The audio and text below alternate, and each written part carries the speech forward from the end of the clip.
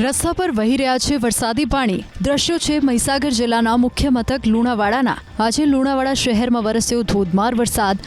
લાંબા વિરામ બાદ ધોધમાર વરસાદ વરસતા લુણાવાડા પાણી થઈ ગયું તો આસપાસના ચારણ ગામ, સાલાવાડા, ગરાસિયાવાડા સહિતના ગામમાં પણ વરસ્યો વરસાદ। વરસાદને લઈ ખેડૂતોમાં ખુશી ફેલાઈ। પડોશી રાજ્ય રાજસ્થાનમાં વરસી છે કુદરતી આફત। આ દ્રશ્યો છે ગુલાબી નગરી અને રાજસ્થાનની રાજધાની જયપુરના, જ્યાં ભારે વરસાદે હાલ બેહાલ કરી નાખ્યા છે। જયપુરના મુખ્ય માર્ગો જાણે દરિયો બની ચૂક્યા છે। રસ્તા પર વાહનો ડૂબી ગયા છે। નીચાણવાળા વિસ્તારની હાલત તો બદથી બદતર બની ચૂકી છે। ન માત્ર જયપુર, રાજસ્થાનના અન્ય શહેરોમાં પણ વરસાદે તબાહી મચાવી છે।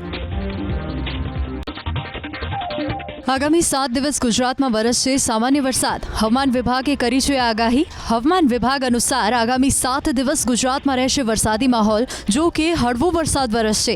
ગુજરાતમાં અત્યાર સુધી સિઝનનો 72% વરસાદ વરસી ચૂક્યો છે। સૌરાષ્ટ્ર, કચ્છ અને દક્ષિણ ગુજરાતમાં તો સરેરાશ કરતાં વધુ વરસાદ વરસી ચૂક્યો છે, જો કે ઉત્તર અને મધ્ય ગુજરાતમાં વરસાદની ઘટ છે।